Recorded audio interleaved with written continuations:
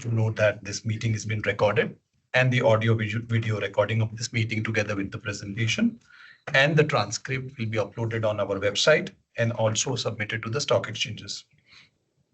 I would like to brief you on some of the important points for smooth conduct of this meeting. All of you will be put on mute mode to avoid any disturbance arising from the background noise. During the question and answer sessions, the names of those who have already registered will be called upon first. Others who wish to speak or ask any question may raise their hand by clicking the raise hand icon on the Microsoft Teams page, and we will give you an opportunity to speak and ask your questions.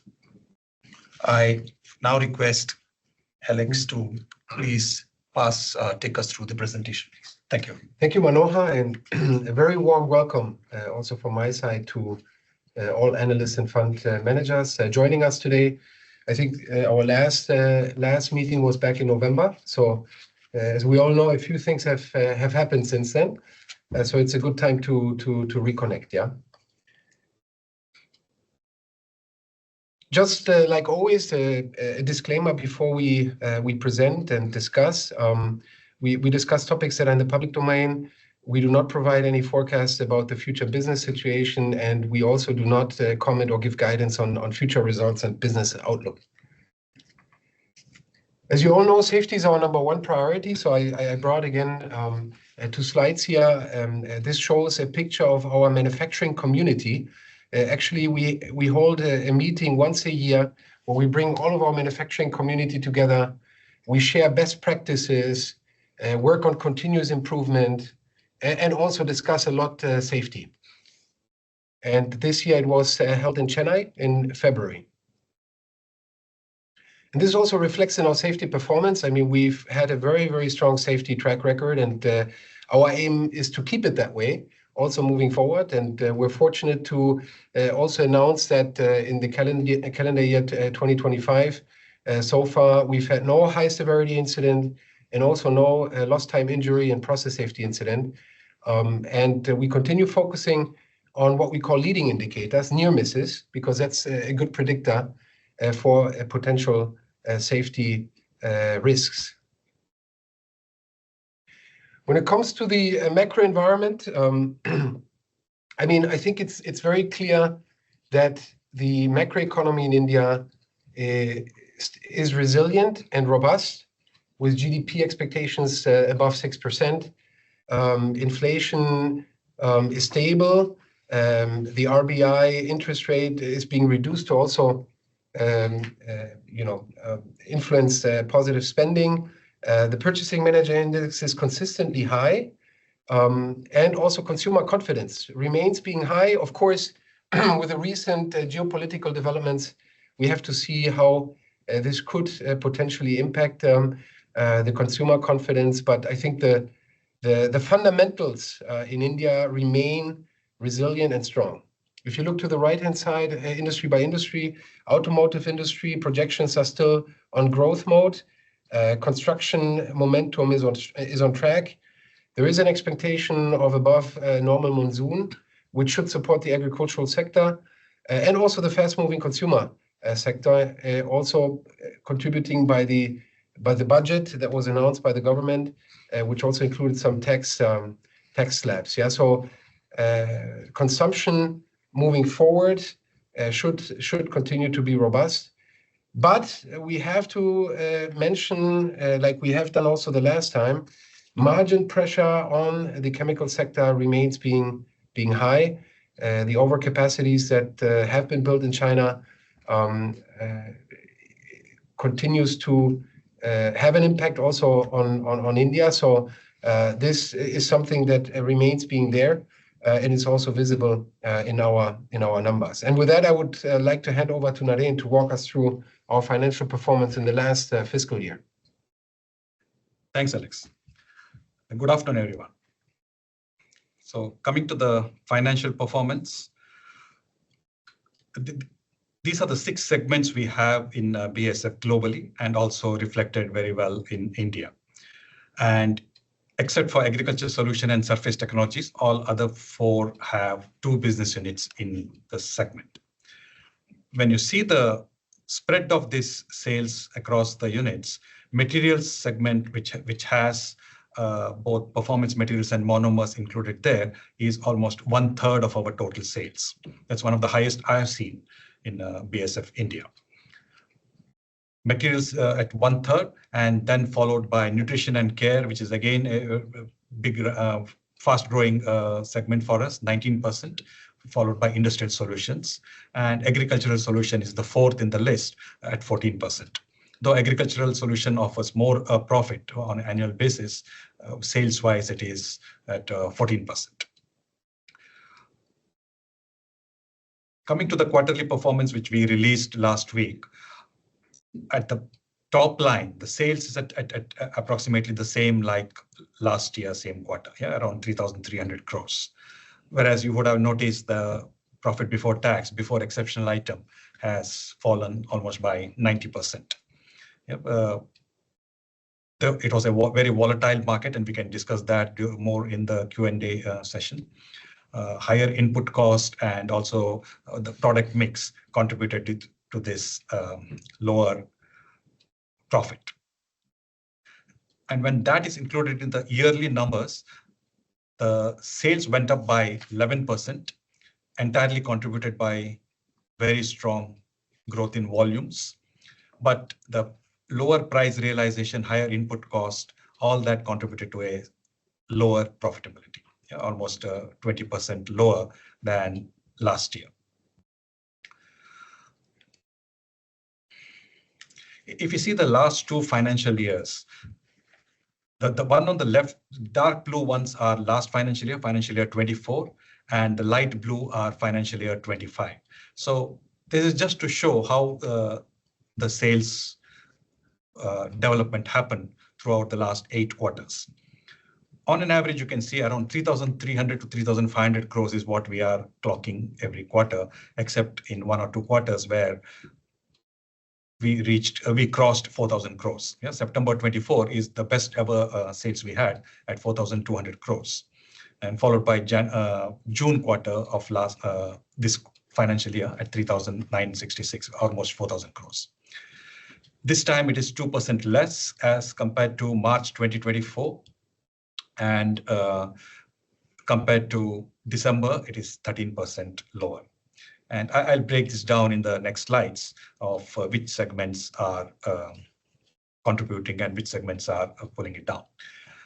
Coming to the profit before tax, before exceptional items, same quarter last year was 219 crores, and almost 90% drop to 25 crores. This again we'll drill down in the second slide later. And also compared to December quarter, this was not good. So overall, if you see on the right side, 283 crores was the best ever profit we had for June 2024. But then March 25 happens to be the worst among the 8 quarters. And unfortunately, the sales has been coming down from quarter to quarter, and we are hopefully at the lowest level as of now. But I'll again drill this down going forward so that we know which segments are impacting. On capital development, the net working capital development, the dark blue is receivables, and that has been under control for a long time now, and we are at a lower level than or almost like March 2024. Despite the increase in operations, despite the 11% increase in volumes, accounts receivable has been maintained at almost the same level, whereas inventory has gone up and quite significantly there compared to March quarter, around 700-800 crores. March quarter of last year, around 700-800 crores higher inventory. Of this, 700 crore plus is for agro. That's the increase in agro inventory. And again, we will discuss this in the Q&A sessions because I'm sure there will be some questions on agro and agro inventory and agro profitability. But overall, 1,300 crores is the net working capital that is contributed by a significantly higher accounts payable. So the increase in inventory is to a great extent compensated by the increase in accounts receivable. In accounts payable, 4,200 crores negative, the one gray bar below the line. So net 1,300 crores is the net working capital which we had to finance. This is the revenue development starting from 13,768 crores to 15,000 crores. Materials, both for us, material is performance materials and monomers, both contributed significantly for this growth of 820 crores. The 820 crores, what you see, is over and above what we had last year. So last year we had 4,100 crores, and now this time it is 4,900 crores. So the net is 820 crores increase. Industrial solution again contributed by performance chemicals as well as dispersions has gone up by 300 crores. Both have contributed, and in chemicals, both petrochemicals and intermediates has contributed. So overall, almost all the businesses have contributed well to the top line, and that is how we reached 13,260 crores, which is 11% more than last year, and contributed by volume growth. It's the price where we suffered, but the volumes have grown very, very strongly despite all the disruption in the market. Coming to profit before tax, before exceptional item, how did 759 come down to 607? This chart explains. Agriculture solutions, 125 crores less profit than last year, which means last year we had 436 crores. This year it is 311 crores. And if I see the numbers over a period, quarter to quarter, the profitability has reduced, and the margins have also reduced for agro. Yeah, over a period of 4 quarters, I can see the profitability going down. Yeah, both June and September quarter were our very good performance, but then that momentum did not carry through for the next 2 quarters. Materials did well when it comes to profitability, especially performance materials and monomers both contributed to this 53 crores of positive. Whereas industrial solution again is less by 75 crores, and chemicals lower by 18 crores. Just one small note on surface technologies, that is where our coatings business is sitting. And the -9 is because of some setup cost, and we formed a new company, BASF India Coatings Limited, and BICPL we call it. And there is ERP implementation and all that. Because of that, there is some negative number. Otherwise, it would have been a positive. Around 19-20 crores we have spent on the ERP implementation there. Others here is mainly CSR cost and finance and hedging cost, etc., which cannot be which is not allocated to any of the segments. So it's a big amount there. That's the reason I wanted to highlight the 49 crores of others as compared to 52 crores last time is these costs which don't get allocated to the segments. Coming to the key performance indicators, receivable days is lower as compared to previous year, and this is despite increased sales of 11%. So very well controlled receivable. The business units did a great job in ensuring that the receivables are collected on time, and we have around only 300 crores overdues, and most of them are technical overdues, which means it's more than 10 days or more than kind of 20 days. Yeah, short overdues and not long-term overdues. So very well controlled receivables. Inventory again at 72 days, well managed despite all the disruptions and other issues. Inventory was less than 3 months, and it's one of the best I have seen. Last year also was very good, 69 days and 72 days for this quarter. Cash flow from operations last year it was 800 crores. And this year we had some increased working capital needs because of increased operations and other things. So it's slightly lower, no, not slightly lower, significantly lower because of that reason. And with that 373 crores, we have around 1,200, 1,300 crores cash balance as of March 2025.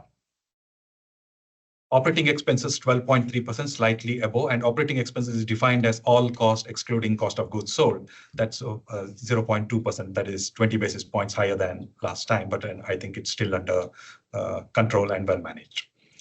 EBIT before exceptional item, because of the lower profitability, 4.1%. ROCE is still strong at 18.4% as compared to 26, definitely lower than last time. But then I assume you all agree that that's been a strong performance. 18% ROCE is a pretty strong performance despite all the disruptions we are seeing in the market. Return on net operating assets, which means removing all the excess cash balance and interest on that cash balance, which means pure operational profitability is 26% as compared to 34% last year.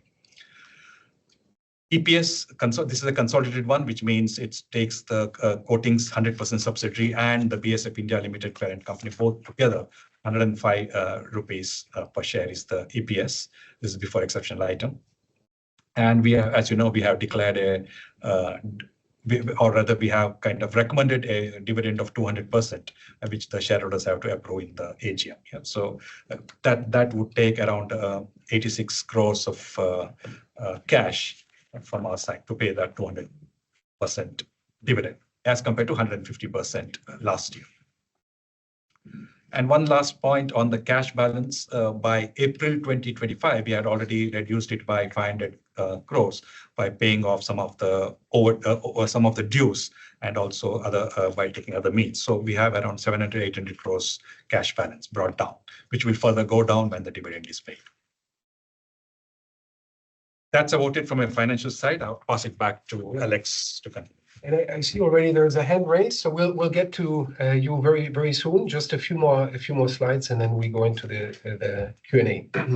Just a few more updates besides the financials on what has transpired since our last analyst conference back in November. We had a groundbreaking of a new investment, an expansion investment in our Cellasto business. And this is a quite substantial investment in Dahej and will enable us to maintain and expand our leadership position in this market. Yeah, these are the shock absorbers that you have, noise reduction and vibration reduction in the vehicles. Yeah, and we have a very strong position here, and we're really expanding on our footprint in Dahej. Of course, we continue to connect with the industry. Here, just two examples. On the left, sustainability event, and on the right, the annual Chemical Industry Outlook Conference. We also, in April, had a PU Tech, a very important event where we engaged also with many customers. We had a customer dinner with more than 50 customers from different industries, be it footwear, furniture, automotive, appliances, many different industries. Very successful event. And we also launched a new CSR initiative. So here we are skilling together with Mahindra. This was done in Pune and also with the Seva Sahayog Foundation and Don Bosco. We're basically skilling underprivileged women to be able to paint cars, yeah, to coat cars, refinish coating. And this will be 50 women will go through this upskilling on an annual basis. And Mahindra is our partner here. These ladies will then be placed. So I think this is a nice addition to our CSR initiatives as well. And with that, let me maybe summarize. So first of all, I think if we had to highlight the last fiscal year, we had a very strong volume growth, double-digit, 11% volume growth. I think our ambition is clearly to maintain our volume momentum moving forward. While at the same time, we have to say the profitability has to improve. I mean, especially the last quarter, I'm not happy. We're not happy with the profitability situation. So that is something that we will focus on, and we'll focus on things that we can control. Yeah, so discretionary spending, working capital cost. I think these are topics that we have to tackle, and we are. Yeah, of course, we'll also continue to engage with our key stakeholders, be it our customers. And most important, of course, our main asset is our people. So continuing focusing on development of our people. And with that, I would really like to open it up now for the Q&A. And I think Ajash has. No, we have already the first speaker registered, Mr. Rohit Nagraj from B&K Securities. Rohit? Yeah, audible? Yes, Rohit, please go ahead. Thanks for the opportunity. First question is on the presentation. So in the slide regarding the financial performance on the yearly the commentary we have said price realization and margins impacted due to higher input cost. So there seems to be a dichotomy between the realization and the RM prices. And given that the market was well supplied because of China, uh, being active in the global market, why the RM have gone up and simultaneously the product prices have come down? If you could just throw some color on this. Thank you. Overall, the situation was because of the volatile market, the input cost was generally on the higher side, and we were not able to pass on the increase to the customers, which means the selling price remained stagnant or lower. Hence, in the 11% increase, Rohit, what you see it overall, entirely contributed by volume growth. There is no contribution from the price side. So higher input cost, but selling price could not be increased, and hence the result. So there's no dichotomy there. Or did I get your question wrong? No, that's fine. But was rather muted given the low soft commodity prices. That was one element. The second element, there was low pest pressure, especially on insecticides. And we were expecting a different Rabi in that perspective. So that impacted our insecticide ambition. And then the third element was high channel inventories overall, which probably was also contributed by the other two factors. So overall, it was not what we were expecting, which is then also visible in our quarterly results. And I think the team transitioned to really focus on preparing for the upcoming season. And then with higher channel inventories, also you had a choice to make, whether you extend the payment terms to our customers, to our retail partners, channel partners, or you take also some product back. And I think we opted to take some product back and focus on accounts receivables. As Naren has mentioned, we've had a very healthy AR situation and overdue situation. And now the team is really focused on the upcoming Kharif season to place our products at the right pockets in India, and to also create demand so that the products are actually applied on the ground. And to continue to diversify our portfolio. You will see news there that our continuous R&D investments is enabling us to expand our portfolio and to tap into segments like rice that we have not been participating actively in the past. So I think it was a very unusual Rabi season. We had to make some painful calls. But I think we made the right calls, and we're now focusing on the new season, and we continue to diversify our portfolio. So that's why the first quarter of this calendar year was not good. But if you look at it on a long run, if you look at it on a fiscal year, I think the team has still done quite well. I mean, we had a good development. The first two quarters were very strong. The last two quarters were rather weaker, but we're working now fully focused and not being distracted, neither with accounts receivables nor with high channel inventories of BASF products in the channel. Sure, that's helpful. Just one last bit, Alexa, if you could just provide your personal views in terms of how the demand supply, where are we in cycle for the individual segments. So that would be very helpful.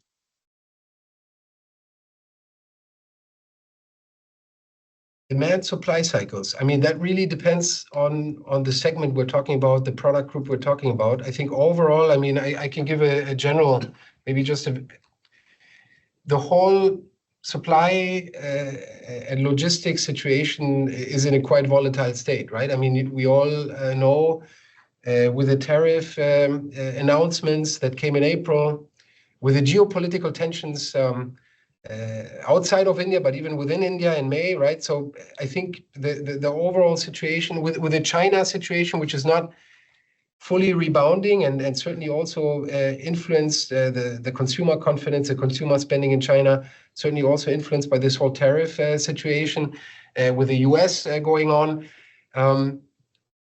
I think this is why I mentioned in the beginning that the situation on the upstream chemicals remains quite tough. Yeah, with the overcapacities that have been built in China, we still see a lot of volumes coming in at very aggressive price levels. Yeah, so I would say in some areas the supply and demand situation, the supply situation is probably still quite long. Yeah. And then in other pockets, it might be shorter, yeah. But it really depends on segment by segment. I think we are trying to focus on what we can control, and to maintain and continue expanding our market share in the country, to maintain our volume momentum in every single segment, and to again focus also on improving our agricultural solutions performance, yeah, moving forward. So those are the things that we are focusing on. And of course, the things around us, be it a fixed rate, be it the geopolitical situation, of course, we have to cope with those as they come. Yeah, but the situation overall remains still quite volatile, and the pressure on upstream chemicals is still on. Sure. Thanks a lot for answering all the questions, and all the best. I'll fall back in the queue for any further questions. Thank you. Thanks, Rohit. We go to the next speaker, Mr. Ajay Sharma.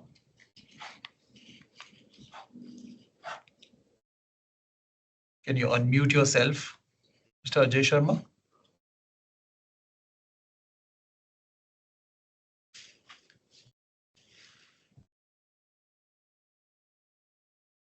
Can you unmute yourself, Mr. Ajay Sharma, and ask your question?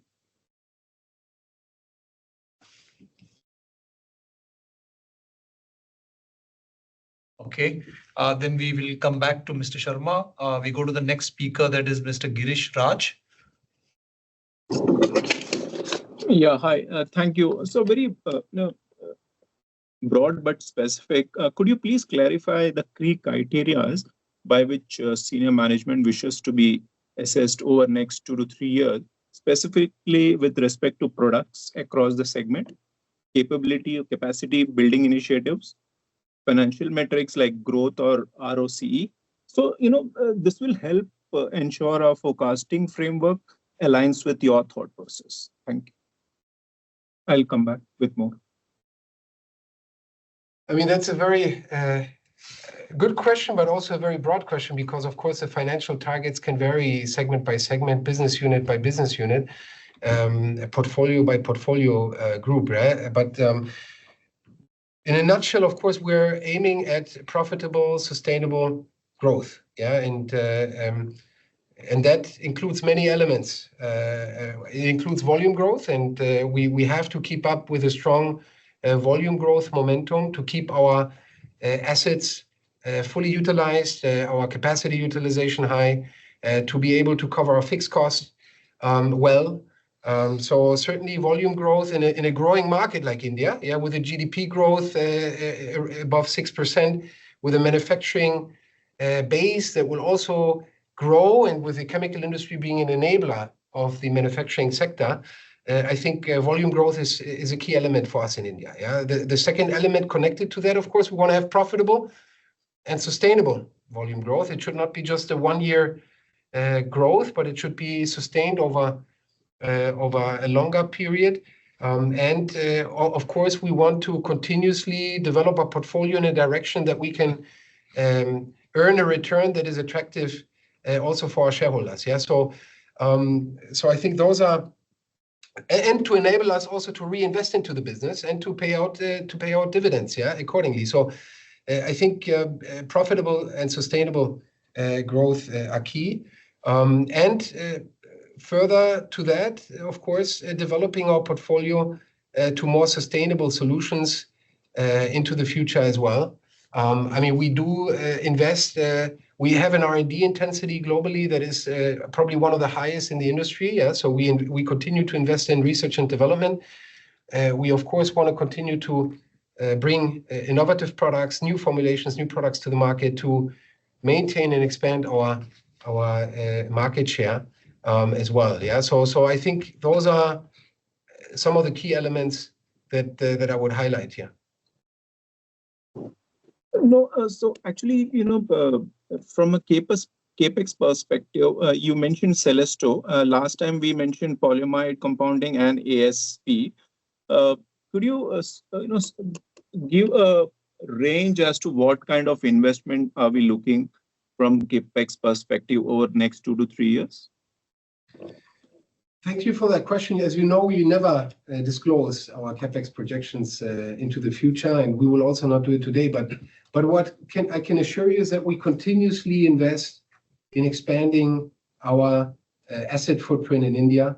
And you mentioned some good examples. I mean, our performance materials business, our dispersion business, now the Celesto business, as I highlighted today, we continuously work on expanding our production footprint, and then sweating the assets as well, getting our asset utilization, our capacity utilization up to the highest levels possible.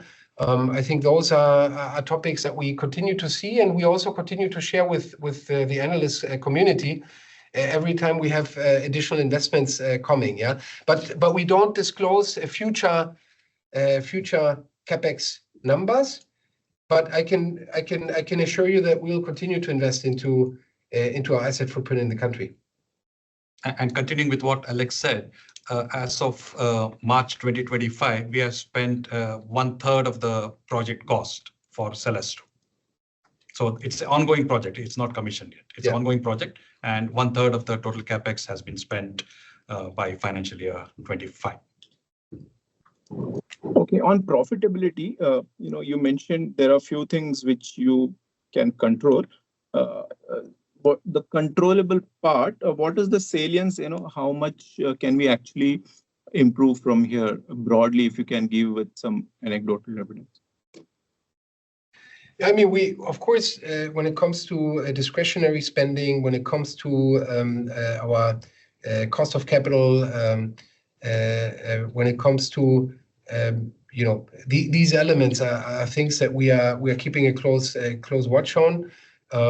Of course, we also are aiming to, and wishing that our margins improve, yeah, so that the pricing situation, especially in some of the upstream chemicals businesses that are still heavily under pressure, that the pressure comes down, because that will enable us also on the margin side to make improvements. But overall, I think it's discretionary spending, cost of capital, and I think Naren was showing on the financial slide, on the last slide, that our cost position has been rather stable.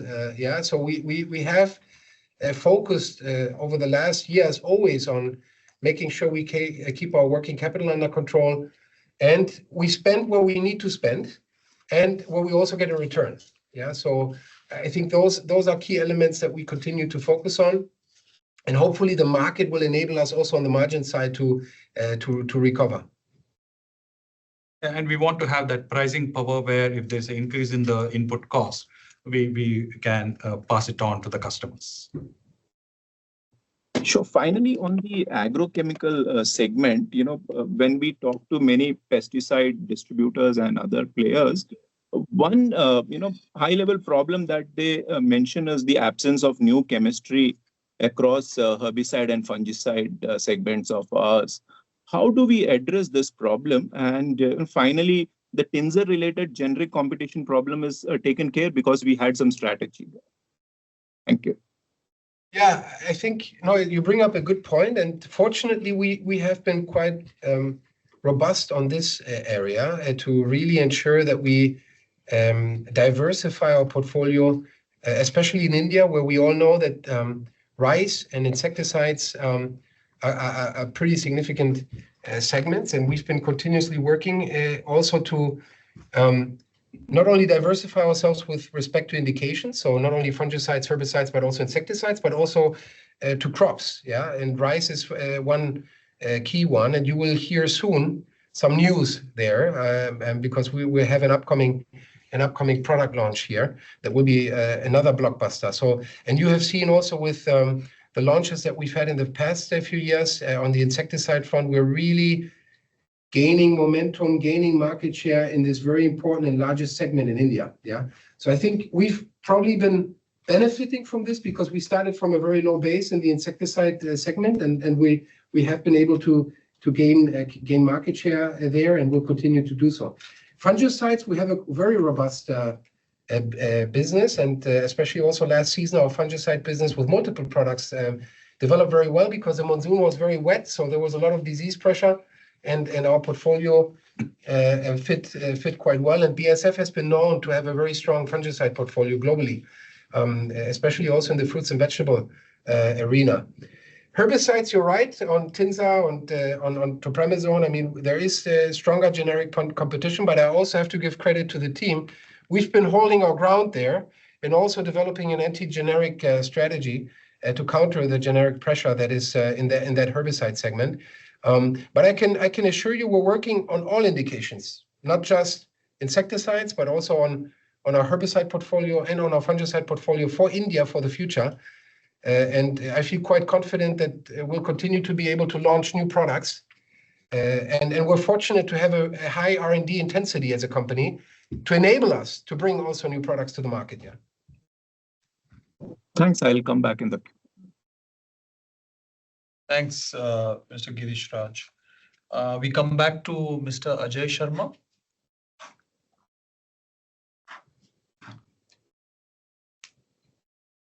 Mr. Sharma, can you unmute and speak, please?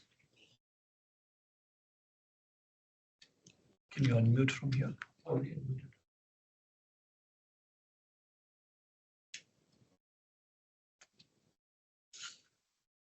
Oh. Okay. So we don't have any other hands raised for now. Okay. Any other questions from anyone? Yes. Mr. Sheesh Shanani. Please go ahead. Good evening, everyone. Couple of questions. One, if you could talk about, was there any kind of a forex impact this quarter, either on a mark-to-market or on account of treasury, which led to this kind of a margin performance in this particular quarter? And second is, if you could talk a little bit about how do you see the overall indigenization program, particularly in a scenario where the agri-solutions business get demerged? And as you said already, that it's the highest profitability business for you. Rest everything is like lower than single-digit margins for you. I mean, you can't be lower than single-digit, but yeah, they are low single-digit margins. So how do you think about it, your life post demerger of ag? With regard to the first question, and by the way, there is some chat from Ajay Sharma. There's a question asked, I saw. Yes. Okay, We'll take that. We'll take that after. Yeah, so that's later. So with regard to the foreign exchange, we have a policy of covering all of our exposure. So there is no such impact because of foreign exchange loss due to mark to market or for any other reason. Yeah. So what we have is a hedging cost, which is constant there. 2 to 4% is the hedging cost we have. And that's the only foreign exchange hit we have. There's no other foreign exchange loss as such. Sorry, sir, if you have a hedge, don't you need to mark to market every quarter? Yes, but we do that, and there is no. So how is that, just for my understanding, how is that impact taken? Because, for example, this quarter, if I'm not wrong, euro moved by almost 7 to 8%. So is that mark to market being capitalized, or how does it pass through from a balance sheet perspective? Our transactions are all in mostly in US dollar. Mm-hmm. So US dollar movement impacts us, and hence we since we cover the exposure, we don't have any such adverse impact on the P&L. Okay, so whatever you source from the parent is also billed in USD. Okay, fine. And Yeah, just no, on that, sorry, sir, just on that, sir, can you just give a clarification, like of your total raw material sales, how much is bought from the parent and other group companies right now? Around 82% is imported from the group companies. Okay, wonderful. And Yeah, then sir, please go ahead. Yeah, if you take it forward and transitioning to your second question, indigenized. I mean, we have what we call own manufactured products, right? Which is products that are then formulated in the country, even if some raw materials come from the outside. Yeah, but the last steps are done here. And that is almost 50%, yeah. And then the remaining 50% roughly, yeah, it can vary a few percentage points up and down, depending on the quarter, depending on the year. But around 50% we have OMP share, and another 50% is then merchandise business. So it's really a mix. And our aim is, of course, to gradually, steadily increase the OMP share. Yeah, that is clear. Especially on the ag side, as you know, India is well known for contract manufacturing on the agricultural side for the entire industry. And I think this is something also that we heavily utilize and increase our share of products that are formulated in India. And we've constantly and significantly increased this over time, and we'll continue to do so on that front. Yeah. And then to the last point you made with the demerger, I mean, the reason for the demerger is really to unlock value for our shareholders, right? To have a very clear focus on the ag business, and this is actually driven globally. Yeah, so this is happening across the world. And all the other businesses was also shared by Naren in his first slide. You know, I mean, we have a quite balanced, especially when it comes to top line, quite balanced portfolio across all the different business units and operating divisions. And of course, our aim is to continue with India having to move to a much higher share of manufacturing from GDP, which is currently still in the 14-15% level.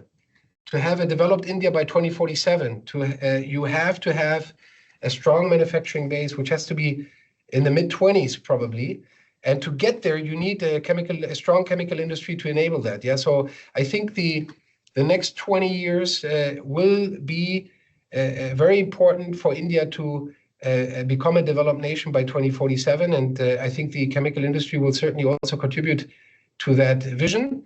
And so we see only opportunities of growth for all the operating divisions, for all the business segments to participate in this. It's not only the ag business. If you look at construction, if you look at footwear, if you look at appliances, if you look at fast-moving consumer goods, all of these segments will significantly increase the automotive segment, you know, and we will participate in these segments. Yeah, so I see a very robust and strong business, even if the agricultural solution business is emerged. Yeah. Sir, just to extend that, you talked about ROCs and ROEs. How would that look like on the ag side and the non-ag side? We don't give that breakup between the ag and non-agro. It's the total that a consolidated view is what we take. Even for internal purpose, we don't go for our ROCE on a segment. Yeah, that's fine, sir. But when I look at your capital employed, which basically should give me the best approximation, your asset base for ag solutions is 20% of the total asset base. And like you said, it's like 50% of your profits. So my guess is that it will be too much sort of tweaked around the ag, and the non-ag part will probably come down to maybe single digit or maybe at best early double digit.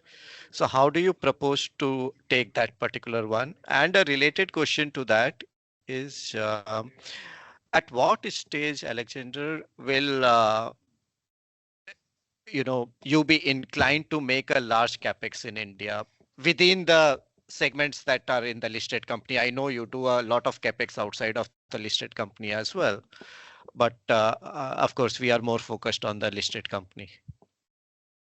Yeah, I mean, thank you for the question. Again, we do not provide forward-looking statements, especially on CapEx or investments. But what I can assure you is that the attention and the focus on India within the company is very high, and that we look at every opportunity that we can see, be it organic growth, be it inorganic growth. I mean, we always evaluate all opportunities, and then in connection and in collaboration and in discussion with the operating divisions, look at these opportunities and whether we can implement the one or the other. Yeah, but that's as much as I can say. We are looking very intensively and focused on opportunities of growth in India. And I think you know, no matter in which legal entity it happens, I mean, at the end, I always have a strong belief, and this is my personal view, that the listed entity will always benefit from this as well.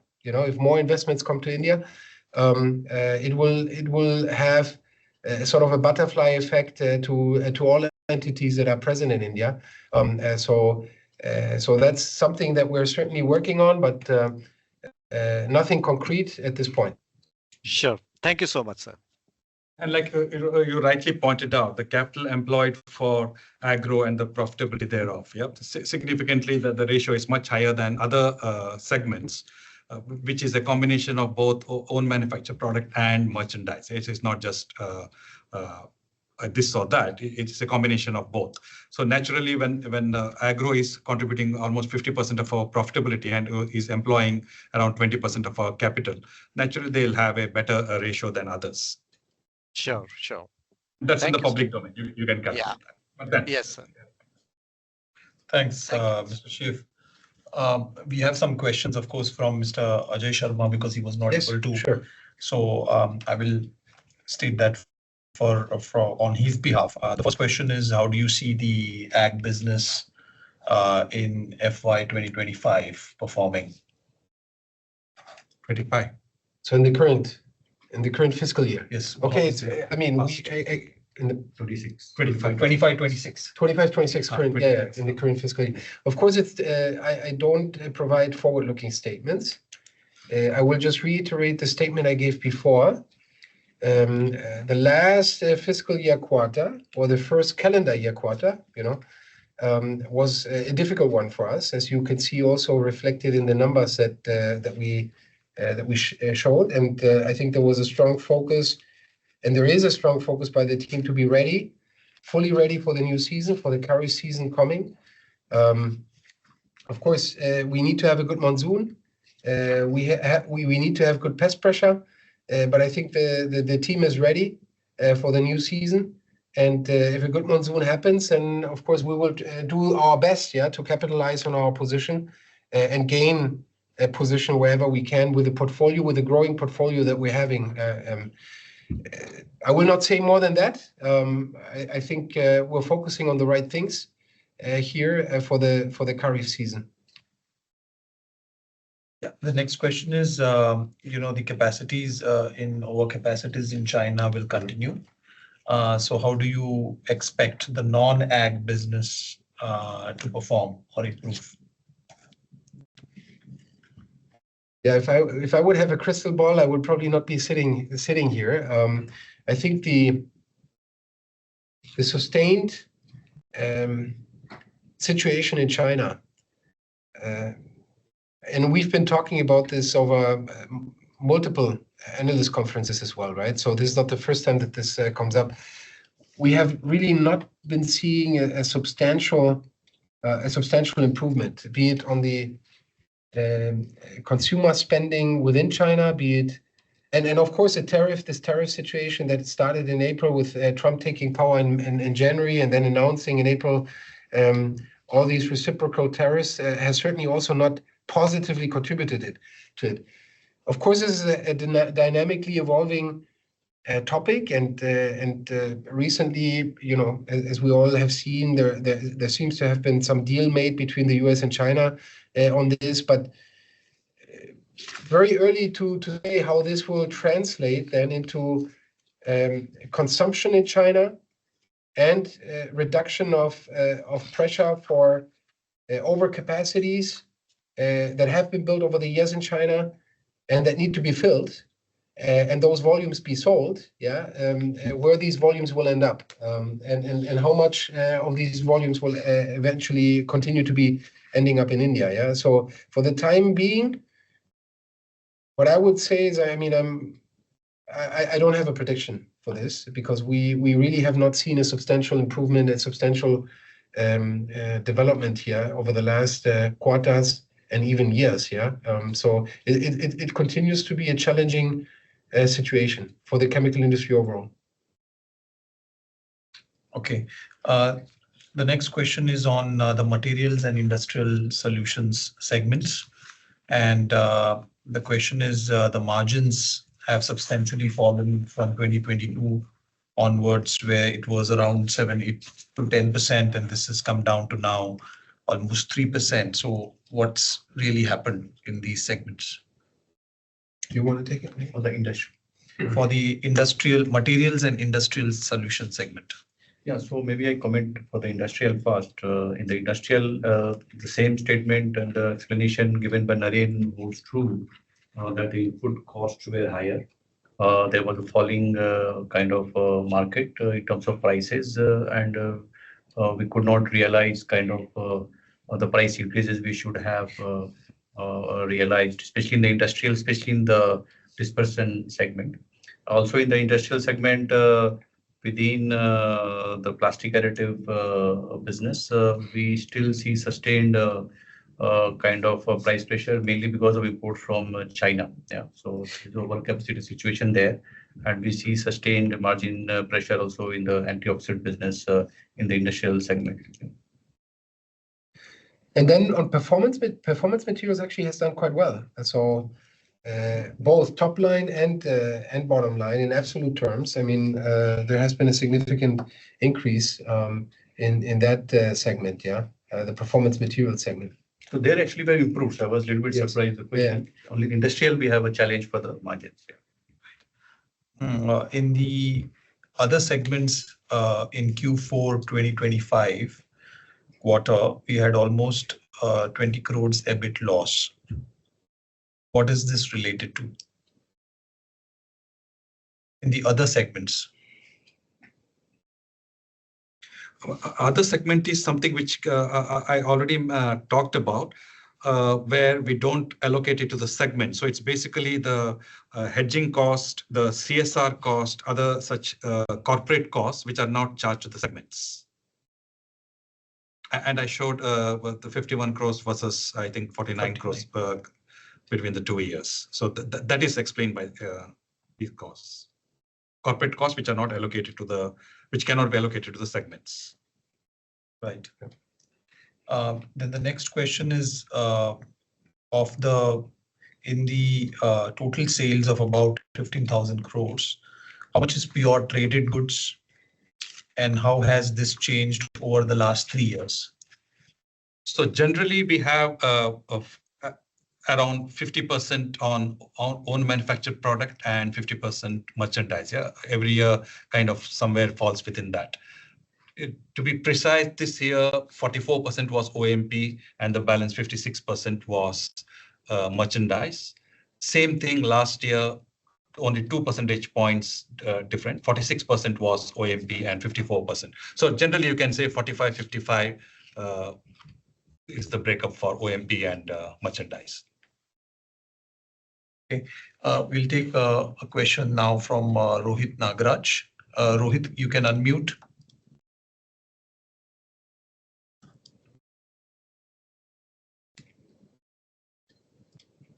Rohit, yes, can you? Thanks for the follow-up. Yeah, thanks for the follow-up. So from the cash flow statement, we can see that this year we have done a capex of 200 crores. So is it entirely for the new Celesto facility, or part of that is maintenance capex and part of that is growth capex? Good point. So it's around 50 crores on Celesto, and the balance are maintenance capex, and might be small little capex here and there. Some incremental capex. But like polyamide, mainly maintenance. We had some small project in Panoli, and all that counts there. Yeah. Sure, got it. Second thing, again, harping on the agricultural solutions business. So we have seen that last few years there have been new molecules which we have got from parent. I think one more is likely to come in near future. Uh, how is the same philosophy applicable for the other business segments? Are there any set of proprietary products which BASF is likely to, I mean, our parent is likely to give us, and that could help incrementally? More importantly, I mean, I know that you don't want to give any forward-looking statements, but in the past, say 3 to 5 years, has there been any shift in terms of such products in other business segments as well, similar to agricultural solutions? Just wanted a broader view on this. Yeah, I mean, maybe I can, Yes. you can later on pitch in. I mean, if you see some of the, let's say, new developments happening in the industry also, and I'll give example of, let's say, the electric vehicle, which is now coming in, though the overall penetration of electric vehicle in the country has been on the slower track so far, both in the two-wheeler and the four-wheeler segments. But that is also bringing new opportunities, especially in terms of polyurethanes, plastics, also in terms of battery materials.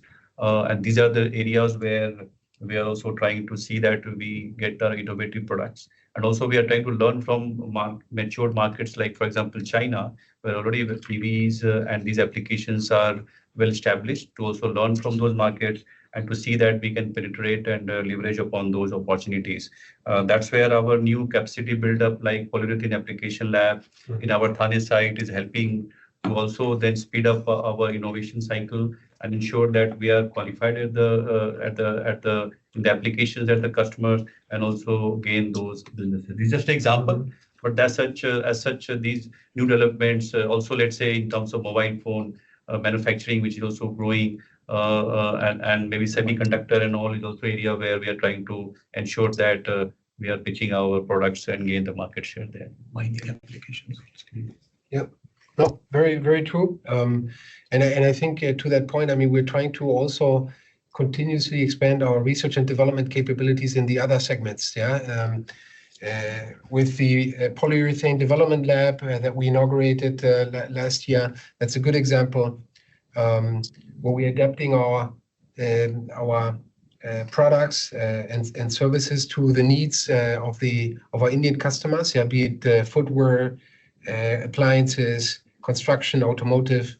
So these are good examples. We're also continuously and increasingly utilizing our innovation campus. Yeah, so we have demonstration labs there as well for other businesses like our care chemicals segment, the pharma segment. So we are actively bringing new technologies, differentiated technologies, and adapting them also to the needs of our Indian customers. Yeah, beyond agro.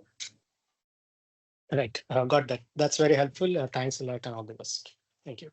Thank you, Rohit. Thank you. To one of the earlier questions where I answered, I realized you were talking about the Q4 20 crores cost. Yeah, in other segment. Yeah, it was to the Q4 result. So the answer is mainly it is CSR expenses, which I mentioned already, but then now I realize we were specifically talking about the Q4 numbers. Then there's one question again from Mr. Ajay Sharma, specifically on the non-ag businesses. And the question is, which are the businesses where you see that we have a pricing power in the non-ag business segments? You want to take it first? Yeah.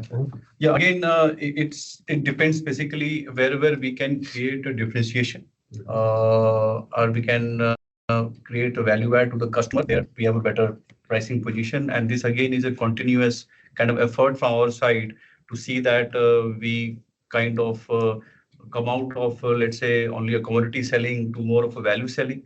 That's where all our application labs, our technical selling, our value propositions in those markets are helping us. Yeah. So also in terms of, let's say, sustainability, and also to support our customers towards green transformation, and also to help them reduce their carbon footprint.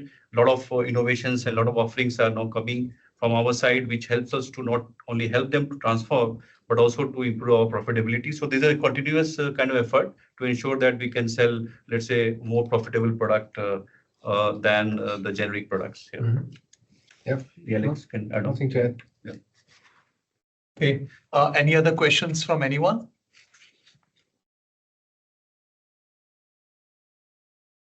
No. There is a question, I think. Girish Raj has asked a question. I just saw.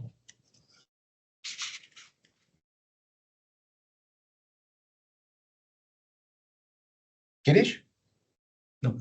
Yeah. So while we have narrated the opportunities, just if you can tell in terms of capex, would it be significantly different from FY25 levels?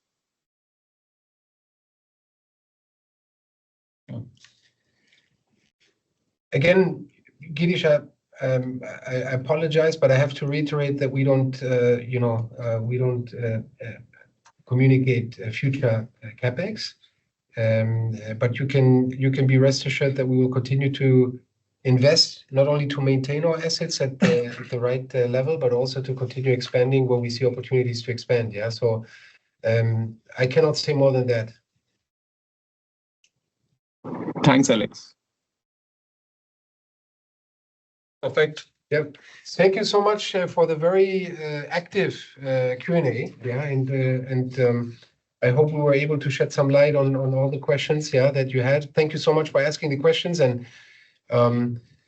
really looking forward for a strong 2025 year. And you can be rest assured that our team is fully focused. I also want to congratulate again the entire BASF India Limited team.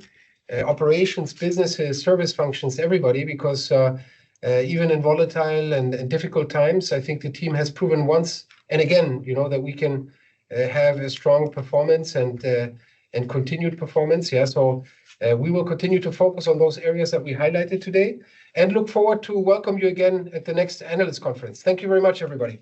Thank you, and take care. Thank you very Bye. much. Thank you.